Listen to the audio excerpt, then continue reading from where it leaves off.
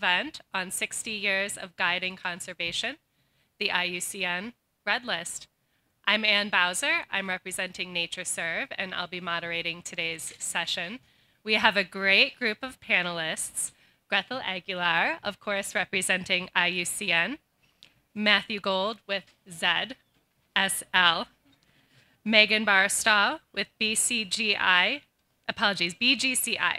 Kevin Njabo, Texas A&M University. Ed Ellis, IBAT, and shortly we'll be joined by our last panelist, Martin Harper, representing BirdLife International. And to begin the event, I'd like to invite Grethel to talk about the IUCN Red List at 60, looking back and looking ahead.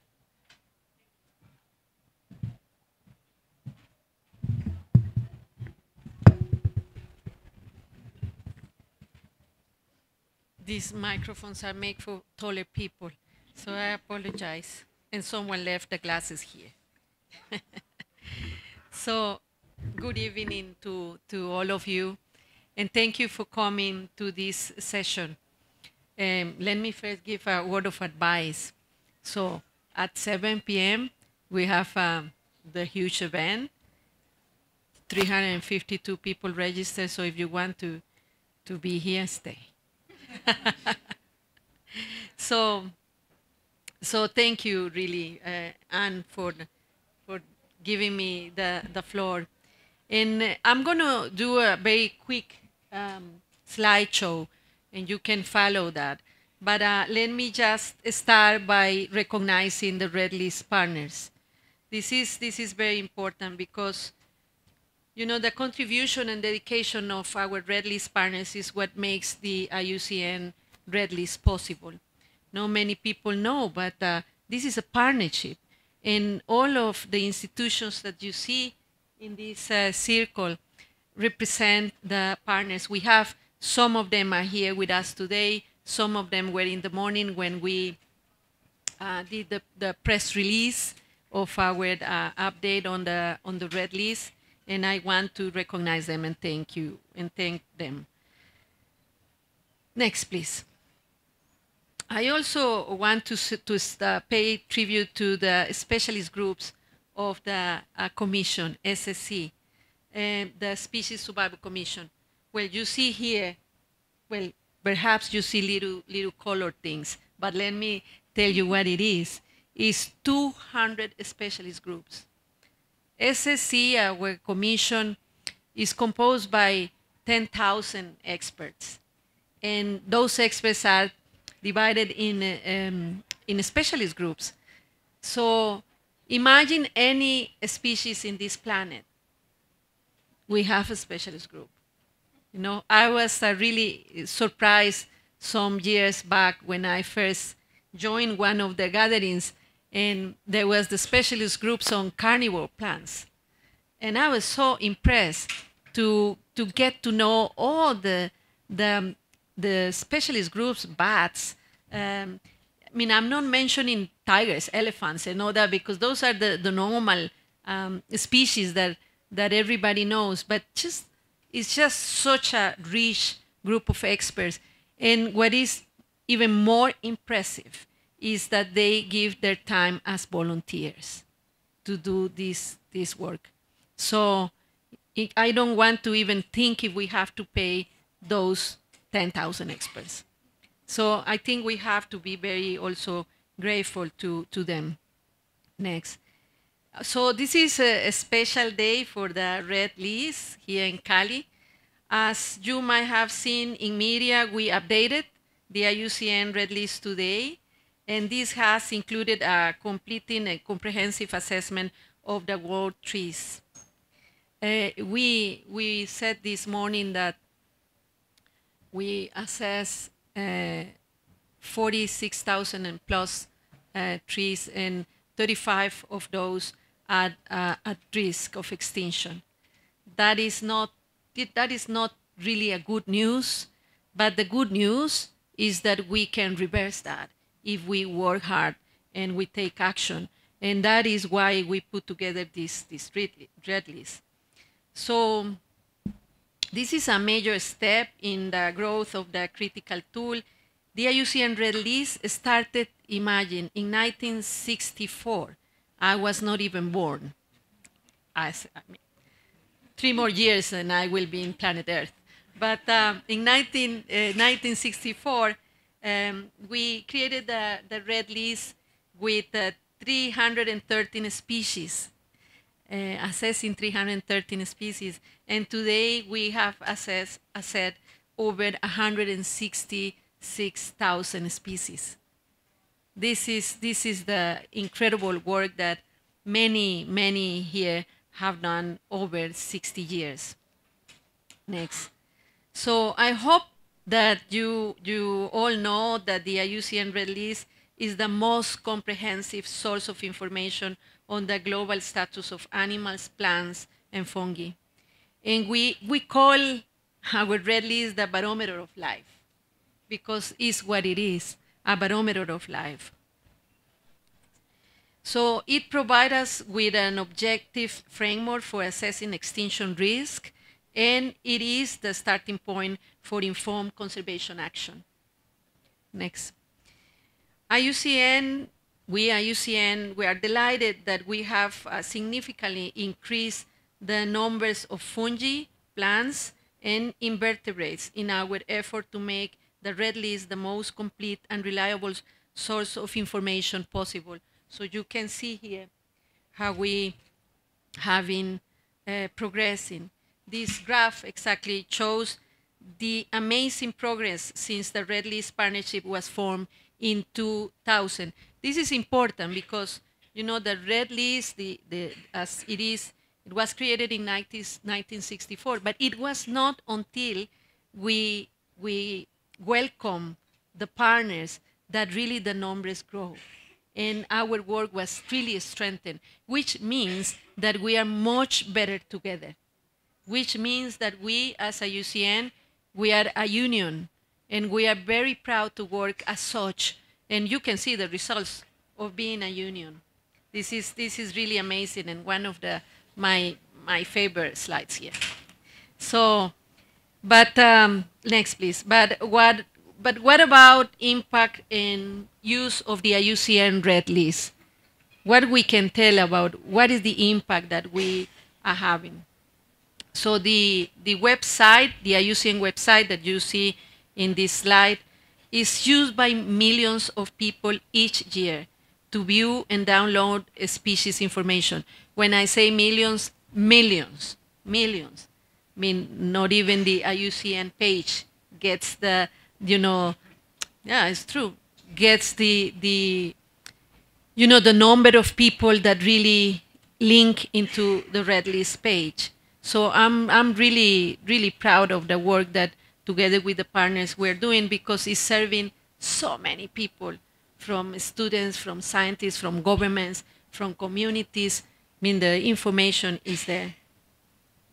So next, the information of the distribution of species is its threats and the conservation action needed for recovery are especially important. And you can see there that it's also, you know, not up in the cloud, but actually it goes to, you know, to the territory. This is the only way, of course, to do the Red List. Then the Red List index, please next, our index, which uses Red List data to show threats and overall extinction risk, is used as an indicator for the SDGs, the Sustainable Development Goals. And it is a headline indicator for Target 4 of the Global Biodiversity Framework. The IUCN Red List also guides conservation action that is needed to halt the decline in biodiversity. So you can take a look of the slide. The Red List is also a catalyst of conservation action, and it works, helping to protect even lesser known but ecologically important species. And you have an example there. For example, the IUCN Red List helped to save the crow grasshopper from extinction because it's listing a critical endangered catalyst donors, planners, managers, and scientists. I'm always amazed. I don't know if you have taken the chance to see the IUCN red book and the pictures in that book, I bet, well, maybe we have here biologists, but I bet that many of you don't even know the name of those species. It's just incredible, incredibly amazing. So I am pleased to share with you that now this species that you see on the screen is now under recovery. And this is because once we told the story and then many came to the rescue. So this is what the Red List is about, to tell the story so that people can come to the rescue of these species. Because at the end, we're not just saving a species, but we're saving ourselves. So the IUCN Red List also is used to communicate major news on conservation, including species declines and recovery. On this slide, you see some examples of IUCN Red List press releases, including inspiring recovery of the Iberian lynx. Yeah. So also let me say that the Red List is used by scientists to publish evidence-based conservation messages, used by the private sector to understand risk and opportunities of business operations, used by donors to influence which species, habitats, and sites receive conservation investment, used by schools and universities to educate children and students about living nature and the biodiversity crisis. But it also gives inspiration. This is not in my notes, but let me tell you. It also gives inspiration because it's not just about telling what is wrong and what we're doing wrong, but it's also about by explaining what we are saving and what are the opportunities to take action. And I think that is even more important because we use the information to produce action on the ground, because that is what is important, that we take action and we save these species. So that is the best part of the IUCN Red List.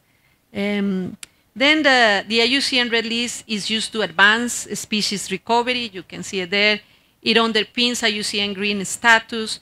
It is used to produce the STAR metric, which measures the contribution that actions can make to reducing a species extinction risk. And through national red lists, it can help countries to conserve biodiversity and produce, of course, the MBSAPs. So many countries use the red list to produce MBSAPs, to produce the reports. And I think that it's a tool, you know, that if the red list will not exist, we will have to create it. As simple as that.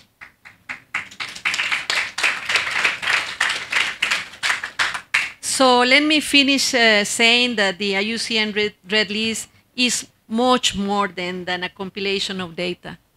It is at the heart of our protection of the planet. It is at the heart of the actions we take to protect this planet, the only planet we have.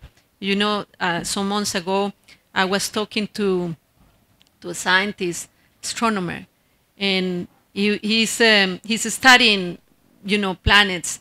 And I asked him if that sentence, there is no planet B, was true, because he's studying other planets. So I thought, well, maybe that phrase, there is no planet B, might not be correct. Huh? And he explained me, and I think this was very compelling, and that's why I tell the story.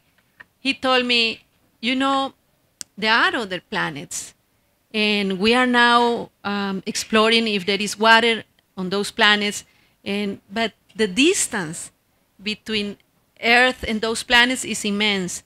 But even if we were to build a rocket, that will get us there, why are we doing that if we have the perfect planet? Why don't we better take care of what we have that was built for us, humans? This is the perfect planet. So even him that was studying the planets and looking for water and looking for Earth to breathe is convinced that we have the best planet that it is. And I think that is amazing because we have an amazing planet full of species. So I am delighted to be here today with all of you, many leaders that are here in this room, many of our Red List partners who can, I'm sure, elaborate even further on the impact of our Red List. And we look forward to hearing from all of the ones we're going to speak now here today on how we can advance the Red List to make it even more applicable. And please stay tuned for a special announcement before we close the session. So don't leave. I see this room packed. It will start to people to try to enter. We're trying to accommodate people outside. So once more, if you want to be here at 7 p.m., stay. Thank you.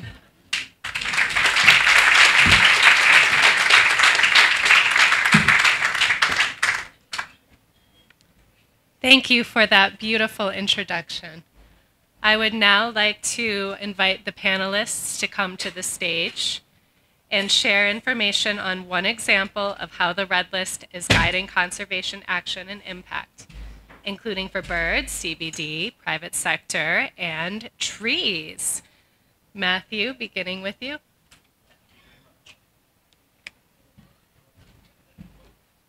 Oh, no. I'm not trees, I'm animals. Megan, beginning with you. Oh, we've gone back to animals. Oh, that is me. Does this mean I get longer to speak now? Can I just talk over the animals? No? This is a very strange dance we're doing.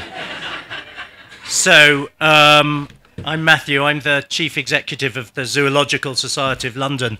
We're almost 200 years old, but one of, I think, the most important contributions we've made as a science-based conservation charity has been to help evolve the Red List. The late, great Professor Georgina Mace, when she led our scientific institute, was part of establishing the methodology which leads to the Red List in the form it's in today. And we're very proud of that heritage, and we're very proud, Gretel, to be part of the union that you lead. Been asked to speak about how the Red List has mattered to us. And there are really sort of 2.5 ways I'm going to mention. There are many, many that I could, but I'll just do these 2.5. So the first is represented by this picture here. These are our EDGE fellows. EDGE is a methodology that ZSL developed to identify urgency or priority of saving species. It stands for evolutionarily distinct, so how unique they are, and globally endangered. And the globally endangered rests entirely on the Red List. So the Red List is a really key part of this. But what's made this scheme so powerful is the fact that it's not just about the data. The data is fine, but what really matters is what we're doing with it. And so we've, for a number of years, had a fellowship where early stage conservationists from the Global South can apply, and those who are selected get 2 years of support and mentoring and networking. And these are the most extraordinary, committed, impressive individuals that I've met. And for me, whenever I get depressed about the state of the world or our impact, conversations with or hearing about what they've been doing really recharges my batteries. We've got 4 here, but we've also got 2 at the back. Would you just stand up and say hello? It is Lily and Monica. They're 2 of our Colombian EDGE fellows, and the work they do for the dwarf gecko and the macaw, both of them critically endangered species, is absolutely extraordinary. So this is, for me, the Red List in action, providing a scientific basis for brilliant people to work on species which we know need their help. This is the second use of the Red List. in the last year, ZSL and our partners have created the Extinct in the Wild Alliance. And this is to focus on and improve how we look after these species right at the wrong end of the spectrum. These are species that are no longer need insurance populations. They need a lifeboat because they no longer exist in the wild at all. And there are we know of less than 100 that exist, plants and animals.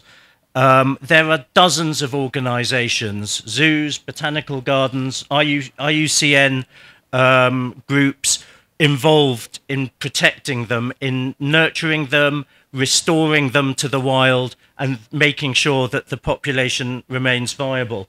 So here we've got the seaheck, the Guam kingfisher, which can no longer exist in Guam because of a brown tree snake, but where many zoos in North America have kept and strengthened a captive population to the point where this year we've been able to reintroduce 9 to the wild, not in Guam, but in Palmyra, some way away, but ecologically similar. And Professor John Ewan, who leads our Extinct in the Wild Alliance, is currently in Palmyra and has reported back that the 9 that we've released are flourishing. They're getting their adult plumage, they're showing signs, the right signs of social behavior. This is a really nice example of what the red list can mean in reality. This is the partula snail next to the kingfisher. Again, not perhaps the most charismatic megafauna, but really important. Important culturally, important scientifically, important ecologically in French Polynesia. We and our dozens of partners have put 25,000 of these back into French Polynesia, and one of them, Partula nodosa, has now, we've established that it is breeding effectively in the wild and has therefore the chance to become the first ever invertebrate species to be downlisted from extinct in the wild, which would be wonderful. We've got the scimitar-horned oryx here, which has been downlisted fabulously after the efforts of literally dozens and dozens of different zoos, all coordinated by the Environment Agency of the United Arab Emirates. And we've got the Mexican pupfish, which I've got a tank in my office with these in it because I want to be reminded every day of the extraordinary responsibility that is on all of us to make sure these species don't go extinct. And then there's, I said 2.5, there's a final personal observation I'd make, which is, unlike I suspect almost everyone in the room, I'm relatively new to conservation. Two years ago, I was doing something else entirely.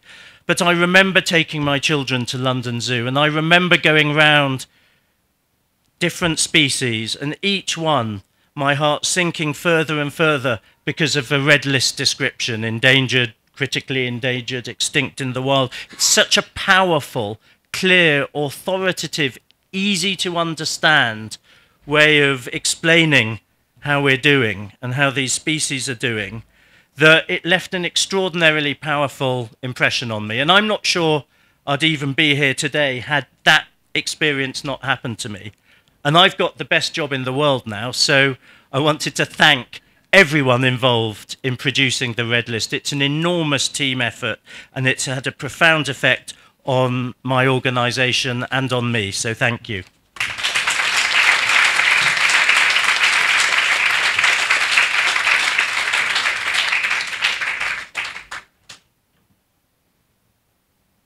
Plants.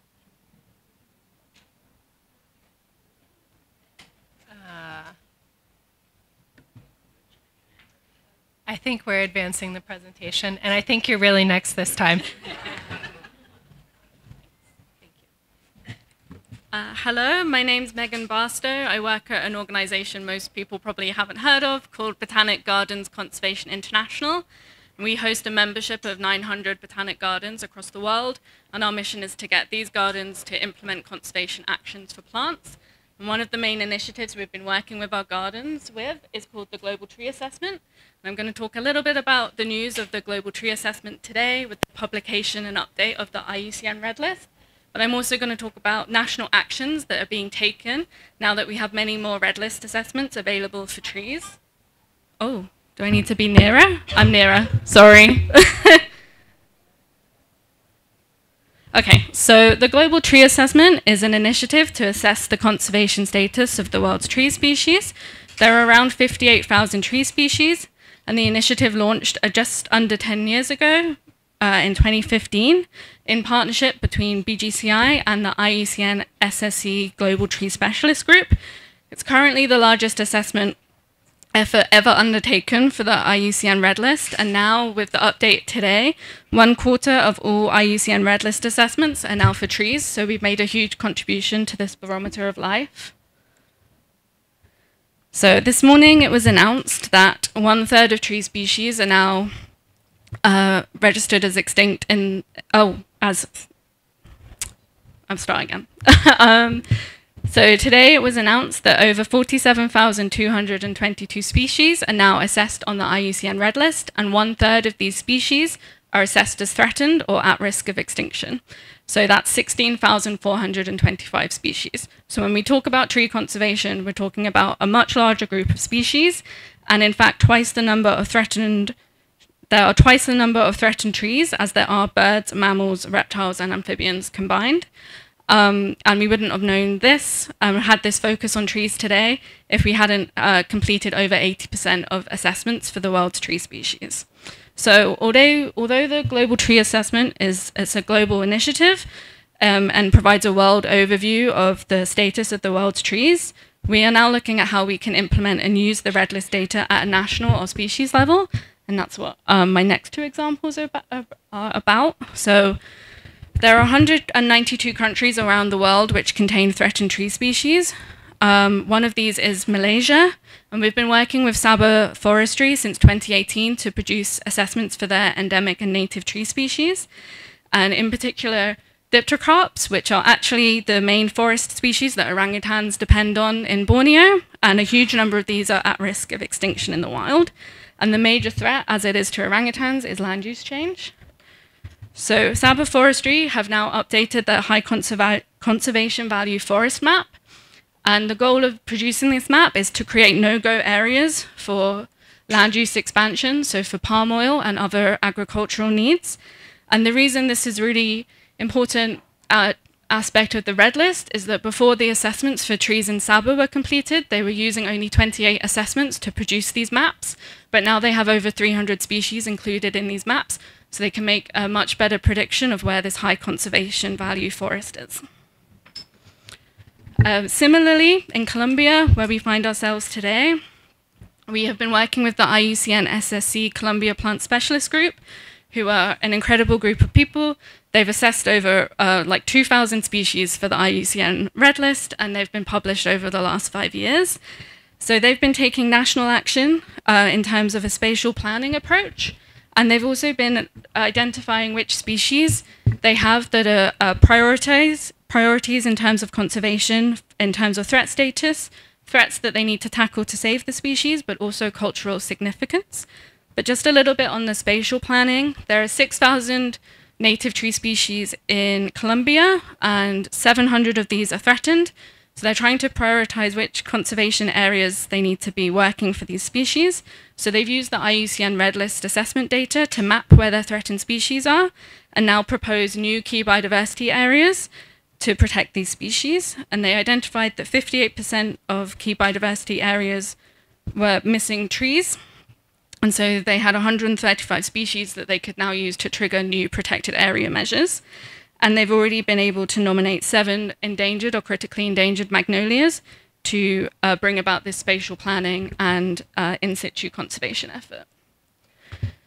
And again, just to note that, to reiterate what Matthew and Gretel has already said, the Global Tree Assessment would not have been possible without the coordination and contribution of over 1,000 individuals from across 60 global institutions who've been working tirelessly for the last 8 or so years to produce this global assessment and contribute over like 20,000 assessments to the IUCN Red List. So I'm very grateful to have met and worked with some of these people, and that is everything. Thank you. Thank you for listening about trees.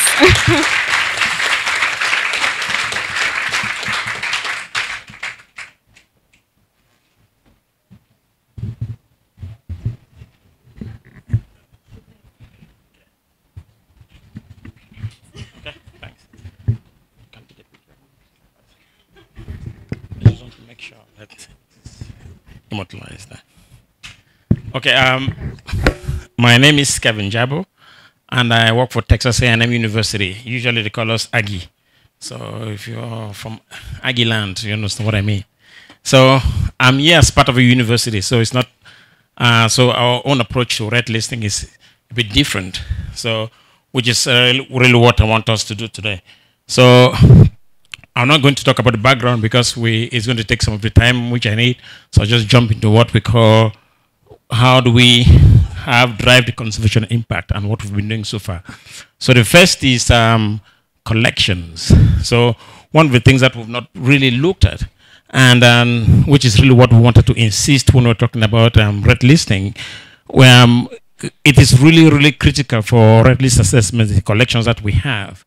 At Texas University, we have the BRTC and the herbarium, which have over the years have been collecting lots of different species. And the curators are part of these different conservation species groups, and they keep on working to make sure these red lists are updated. Secondly, we also have the apes of Central Africa, the Congo Basin, the chimpanzees is listed as endangered. And as part of the IUCN, where we started the Mbamenjerem National Park. That national park already at least has its most diverse national park in the Congo Basin with about 1,000 individuals of the chimpanzees alone. So 15% of the population is found in that park. What we've seen today in 2016, as part of this IUCN, we started forming the Biomonitoring Center, which now becomes a beacon of hope for the Congo Basin. So we'll see that hopefully we're going to keep monitoring and doing action on the ground for us. The next thing which we are talking about are the functional traits and paleoecology, which is done by Michelle Lowing. Michelle Lowing's lab, she's looking at functional traits for mammals and reptiles. And most of the research that she does inputs data into IUCN Red List. And lastly, we also talk about amphibian and reptile conservation, which is being done by Lee's lab, Lee Fitzgerald. So it's looking at how do you input and what type of science do you do so you impact all this information into the red listing aspects.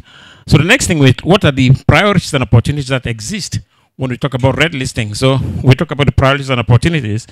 So like I said, the collections that we have are really, really a global network, and it is one of the largest, one of the largest in the world. So how do you make sure we access that and get more of that information into it? And what we've seen, the updates of the red listing is it's a bit slow, and it lacks about, so there are some areas that are not really well represented. So what we're trying to say is these periodic assessments could be updated when we take advantage of the collections that we have. Then we also have the processes. What is really, really important is every time we talk about red listing, we talk about protected areas, we're looking at patterns. So we're protecting the patterns, but there are always processes that underlie the patterns that we see in nature.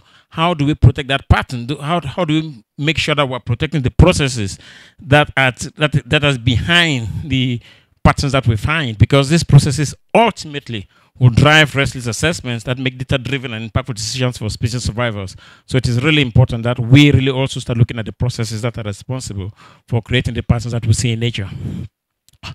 Then how do we improve on the red listing? As part of the university, we talk about enhancement of data collections and more frequent assessment. And then as part of the university, what we can do. I'm just going to give you a simple laundry list of things that the university can do. We talk about data collections and research. We talk about collaboration, which has been emphasized here. We also look at capacity building. As part of the university, we have the professors, we have the students, graduate students, they're all doing this work. So how do we can use and offer those training programs to make sure that concrete research is being done on the different species. Then we also have funding, so we can work together to build the funding that is necessary to carry out the sciences. Then we can also have student and faculty engagement, and as part of our publication systems, this information can really be shared out to different communities. And what we can say is, as part of the university, it is really, really important that we have the resources, we have the expertise, and then we have the data, which we know we can use. So through that partnership and field research and capacity building, and using academic institutions which really do the research in the field, we can be able to make sure that the red list remains a robust tool for species conservation. And the collaboration in general will therefore help us to make it more effective to develop different conservation strategies across the world. Thank you very much.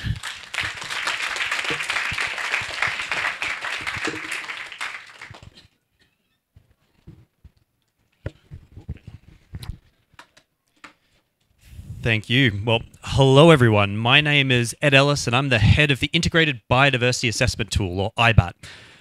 And I love events like this because anything about the Red List, people manage to sneak so many wonderful photos of species into their presentations. You see some glorious photos, and you might notice that I've managed to do the same. It's a really helpful reminder for me. I spend a lot of my time thinking about and living in the world of data, and it can become a little bit abstract. But the data of the Red List isn't abstract. It's about living, breathing species. And this is a really important reminder of both the importance of the data set and what we're all ultimately trying to do with that data, which is help take better decisions for nature.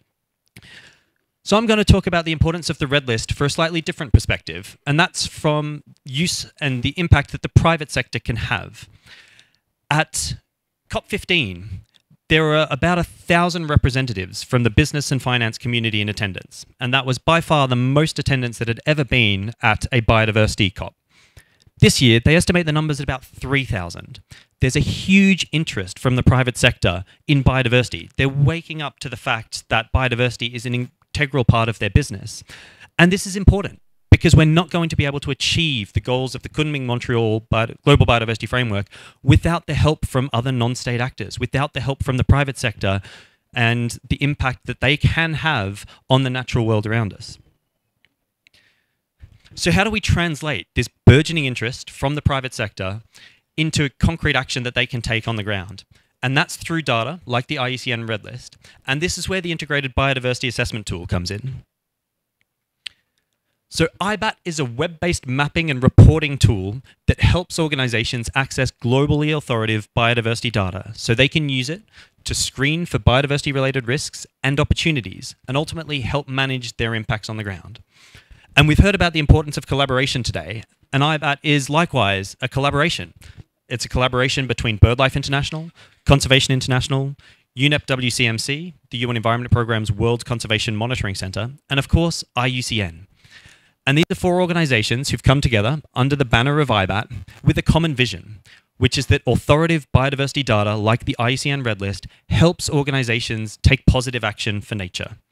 And the way that IBAT does this is by providing data, tools and guidance that helps predominantly the private sector incorporate this data into their decision-making processes, helping them screen for risks and identify opportunities, and then crucially, allowing IBAT to invest funds back into the support of those data sets. And I'll come back to that point in a moment. So IBAT provides access to globally authoritative biodiversity data sets like the IUCN Red List of Threatened Species, the World Database of Key Biodiversity Areas, and the World Database on Protected Areas. These are all data sets that have been used and recognized by the conservation community as key tools for conservation for decades. And the IBAT partners came together and realized that we should be getting this data into the hands of the private sector. These are data sets that are all based around IUCN knowledge products. The World Database on Protected Areas is a joint initiative between UNEP WCMC and IUCN. World Database of Key Biodiversity Areas is it uses an IUCN standard in order to identify, propose, and nominate those key biodiversity areas. And so it's a wonderful example of this collaboration between the conservation community that feeds through into a whole range of different opportunities. And IBAT's been doing this for a little while. There is this burgeoning interest from the private sector in the last couple of years, but we've actually been supporting the private sector since 2008. Might not seem like a long time when you compare us against the 60-year anniversary of the IUCN Red List, but it is important to recognize that there are many actors in the private sector who have been using data to have an impact on the ground. And IBAT has been an integral part of the IUCN program. We launched at the World Conservation Congress in 2008. The Species Threat Abatement and Restoration Metric, or STAR, which some of you may be familiar with, it's built upon the IUCN Red List, and that was launched through IBAT at the World Conservation Congress that we had in 2021. And so how do businesses actually take this data and use it to guide decisions? And I'm realizing that nobody can probably read the words on the screen, so just look at the wonderful African wild dog instead. So IBAT is used as an early stage impact, risk, and opportunity screening tool. It's used by financial institutions to screen potential investments. So the Red List feeds into decisions that financial institutions take about what projects they will or won't fund. International Finance Corporation and the World Bank Group screen the vast majority of their potential projects through IBAT to determine where there might be critical habitat, where there may be impacts on speakers, and this is billions of dollars over the last few decades of project level screening that has been informed by the Red List. These data sets provide insights for organizations that are either managing or developing new land for operations. I heard a rather terrifying statistic earlier this week, which is that 70% of the infrastructure that will exist by 2050 has yet to be built. We need to be guiding organizations to make sure they're building that infrastructure in the right way. And the Red List plays a critical part in organizations being able to understand and manage the impacts that they may have, and informs things like the siting of routes, the environmental impact assessments that they need to undertake in order to get the proposals for that infrastructure. And increasingly, it's being used by the private sector to identify opportunities that they can take to restore habitat, to restore species, and take positive action for nature. And this is really encouraging because they're realizing they can't go it alone, and they're starting to operate across the landscape to reach out and collaborate with organizations on the ground. We've got over 275 organizations using the Red List to inform their decision making.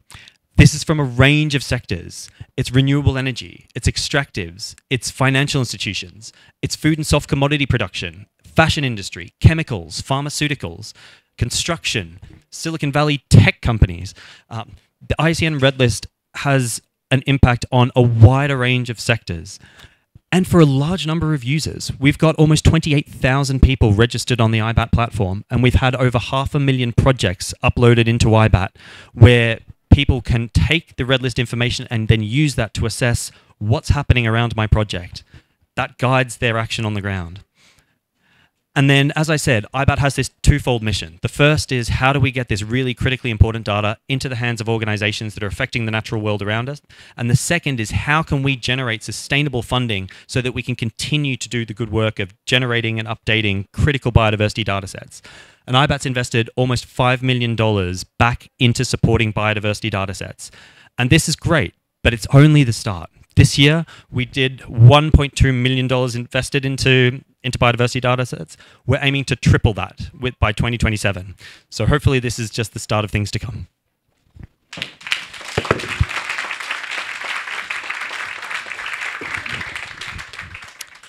Okay, one more panelist intervention. Martin, please come up and provide a quick example of how the Red List has guided action in your work.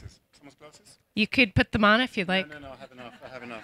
Thanks very much. Nice to see you all. My name is Martin Harper. I'm the Chief Executive of BirdLife International. We're 123 organizations in 119 countries around the world. And we are a proud partner of the IUCN Red List, which celebrates 60 years today. And Gretel, I'm sorry I'm late, but happy birthday.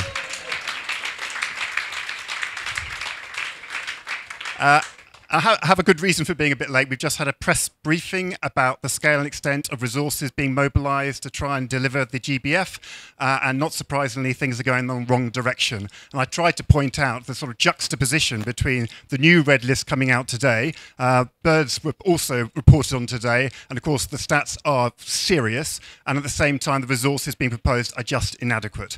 But this is a celebration. The world would be a lot worse without the red list. And Gretel, did you mention John Charles Phillips? So actually, John Charles Phillips had the idea to do a survey and report on extinct and threatened species in 1933. And then 31 years later, the first formally bound books of the red list were produced. So out of this great idea from John Charles Phillips came this extraordinary community of people trying to understand the scale and extent of what's happening to the amazing species on this planet. And just sort of 3 examples of how the red list has underpinned conservation over the last 60 years. Firstly, you heard from Ed about the fact that over the last 40 years or so, we've been using the presence of threatened species to inform initially the important bird area databases, which underpin protected areas around the world until the KBAs came along a few years ago. And that is obviously at the heart of delivering Target 3 of the GBF. And then, of course, the second thing is really all about how it has driven species recovery. So I've got 2 little examples about how BirdLife has responded to the information that the red list provided. So in the early 2000s, 2002, Dr. Stu Butchard, who's now the chief scientist of BirdLife, joined BirdLife and contributed the first ever assessment of what was happening to vultures in Asia. And they were plummeting at an enormous pace, something like 99% decline in many of these gyps vultures. And it was the trigger of the red list, which then created and galvanized this trans-country effort across the whole of Asia to try and work out why the vultures were declining, and then, of course, to do something about it. And, of course, there's a whole lecture on the, the causation of decline linked to diclofenac use in veterinary drugs, because which, of course, the vultures were then scavenging and found toxic, coming up with replacement drugs. But the good news is, now in Nepal, we have the first ever vulture safe zone, and as long as we can try and make sure there are no vulture toxic chemicals in the environment, then of course we're going to see vulture populations going up. And my final example is one which I feel most proud about because I've had some contribution to it, unlike the vultures one, which I've just pretty much stood on the sidelines, which is all around the shocking decline of albatrosses. Again, detected late 90s and early noughties. 17 out of 22 albatross species were deemed to be at risk of extinction, primarily because of the bycatch. They were drowned because of the long line vessels, which were basically trying to catch tuna, but of course the albatross had been caught on the hooks and they were drowned, and they were dying in the hundreds of thousands. And so that triggered a huge conservation effort by the BirdLife community to try and work with fishers to train them up to catch fish rather than albatrosses. And as a result of those endeavours, we've managed to reduce bycatch in some fisheries, for example, off Namibia and across South Africa by nearly 98%. And as a result of that, we now only have 15 out of the 22 albatrosses which are deemed to be critically at risk. So my final point is that conservation works. We did an assessment of what would have happened to species if we didn't intervene. And of course, we think that the conservation community has averted many, many extinctions because the red list is your early warning light for action. So a massive congratulations to IUCN for everything you've done over the last 60 years. Thank you, Gretel, for your leadership. And let's hope that this report shakes the governments into action to mobilise more resources to save our nature.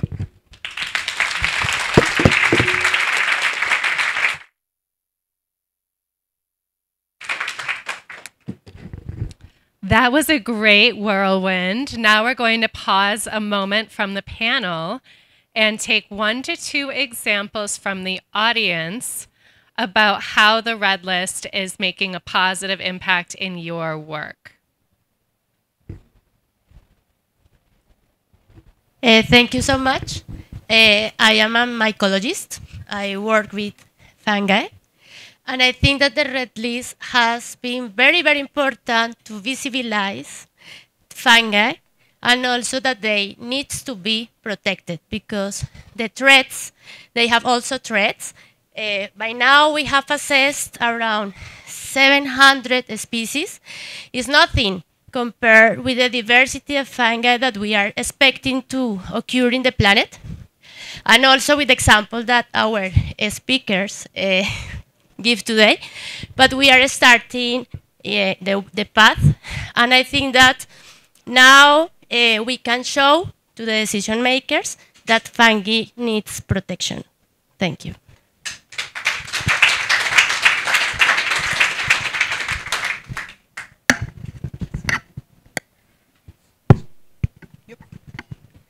Well, with this IUCN Red List inspirational, oh, sorry, now there we go. With this inspiration from Red List, IUCN Red List, Brazil has also done an enormous effort, risk assessment effort. We had evaluated 15,000 fauna species, and we evaluated 7,500 flora species using all the methodology and criteria established by IUCN. In Brazil, Red List is legally binding, so it does a great difference for us. And so it feeds a lot of public policies as proposing protected areas, and environmental licensing, fishing regulation. It does quite a lot of difference for us, our Red List. It's important also to say it allows us understanding our main threats and how we plan actions to recover and conserve this species. And we also have developed our approach to this planning that we started from IUCN Action Plan, but now we walked along the road to our own approach. And for us, that's very important. That's a very important tool that makes makes all the difference in the decision making that our government and others do. Thank you. Thank you.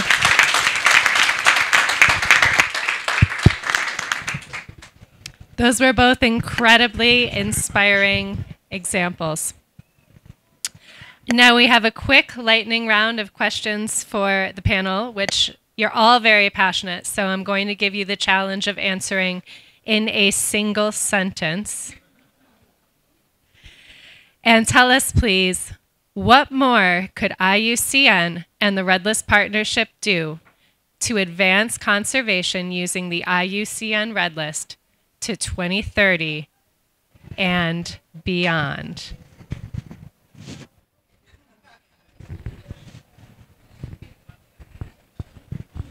Okay, one sentence. I think we can and should include more traditional knowledge mixed with scientific knowledge, and we will be even greater.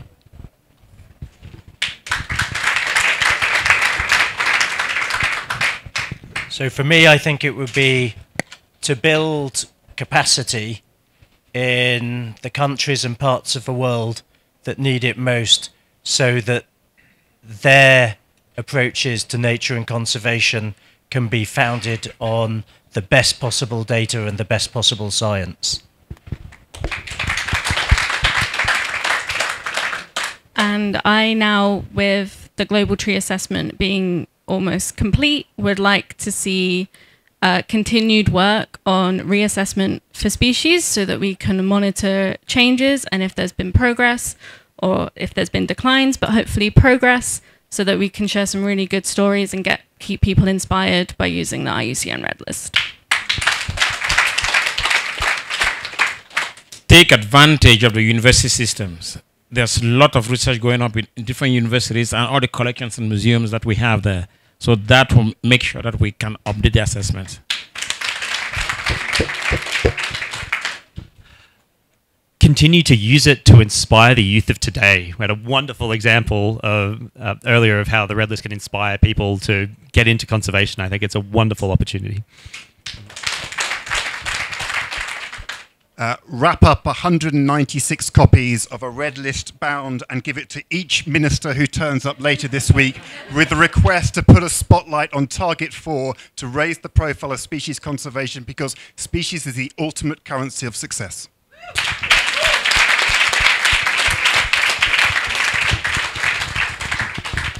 Well, that was incredibly succinct.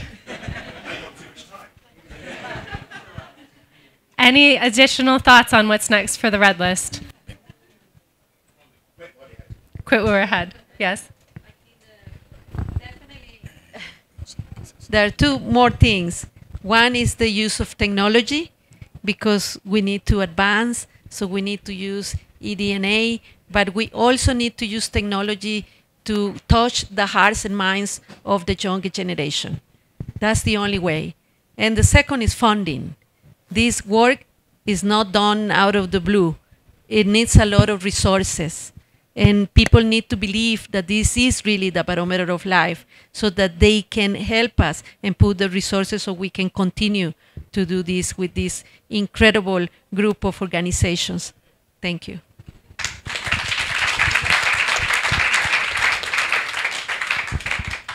And we have time for 1 to 2 audience questions for the panel. And please let us know who you are. I should have asked that earlier. Hi, Rob Cook, UK Centre for Ecology and Hydrology, and member of the Antelope Specialist Group. I wondered if you had any learnings from the tree assessment for insects. We know there's only around 1.2% of insects have assessments. Is it possible to scale up and do these large groups?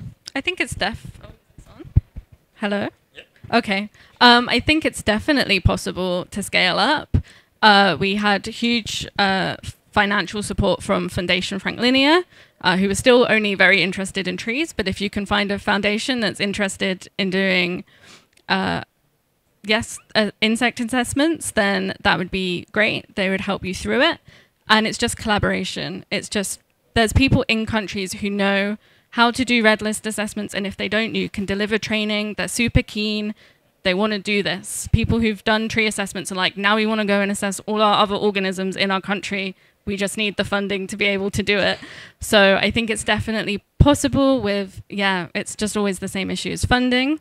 But yeah, people are ready. And we had to do a little bit of I call it demystifying the IUCN Red List, which is that everyone assumed you needed to have all this like plot data to be able to do assessments for trees. And we were like, if we keep trying to count every single tree that exists on the planet, we're never going to be able to know what the Red List status for these species. So let's use what data we have.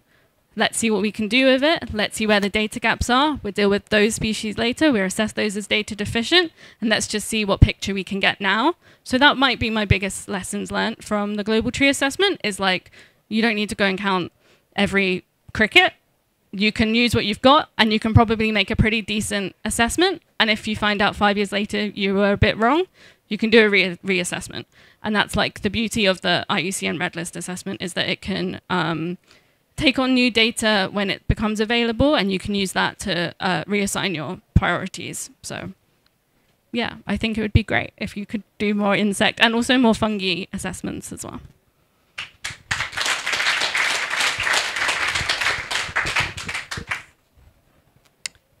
Any additional questions? Yes. Hello, thank you for this very inspiring meeting. My name is Sander van Andel from IUCN Netherlands. I'm very inspired by the Brazilian example, actually. So my question to the panel is, how do we get the IUCN Red List into national red listing and into national legislation? Because that is where real protection happens of many species.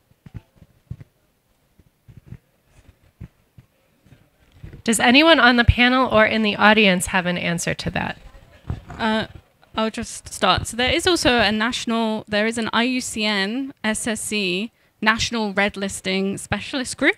I don't know if you knew that that exists, but maybe that's something that specialist group needs to work on to figure out how to introduce it into national legislation. But I will now hand over to Gretel, who probably has a better.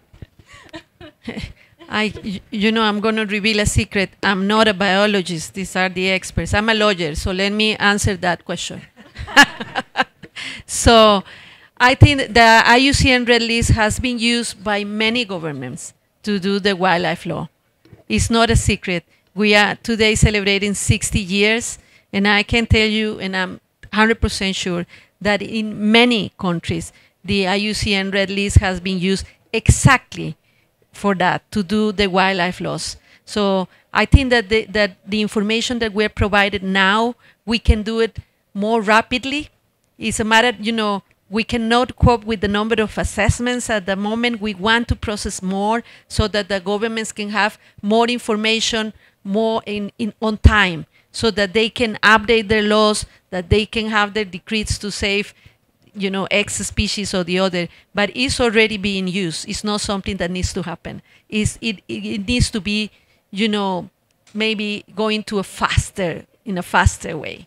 But and if I could just add, and I'm not an ecologist or a lawyer by training, I'm a theologian, and sometimes I think perhaps divine intervention would be really useful.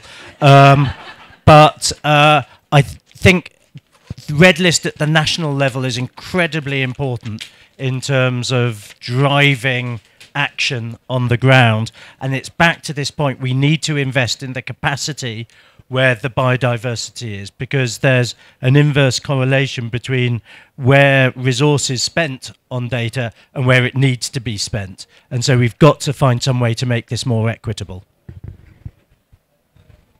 Thank you.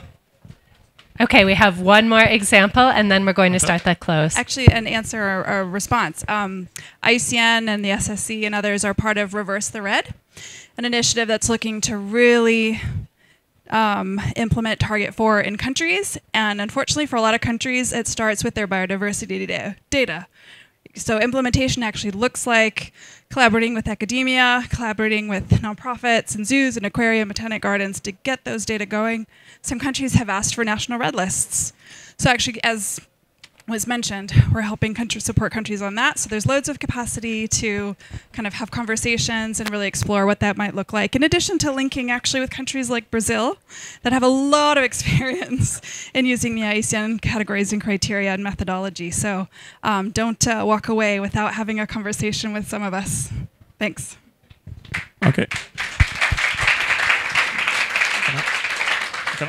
Well, thank you to the organizers, and thank you to the wonderful panel, and thank you to the audience who is sitting and standing to join us today. Reflecting on 60 years, I think that still today the first thing that people see when they look at the Red List is the elegance behind it. 42,000 assessments underpinning a headline statistic like 35% of trees are under threat. But really my key takeaway from today is the strength of the people and the communities behind the Red List. We have two fellows in the audience who are driving progress forward firsthand. I recognize a few people who are working with different Species Survival Commission expert groups. Raise your hand if you've done an assessment. Raise your hand if you've worked to get the work of the Red List used in policy or practice. So we've got a great group of people here, and we have wonderful partners, founding partners, newer partners, again, IUCN. And then lastly, whenever I think about the Red List, I also think about members of the general public. The strength of the brand has persisted and only grows. The Red List is the first time that many people learn about IUCN and the wonderful work of the organizations that IUCN brings together. And it's these people that will one day be joining us in the great work that we all do to protect biodiversity around the world.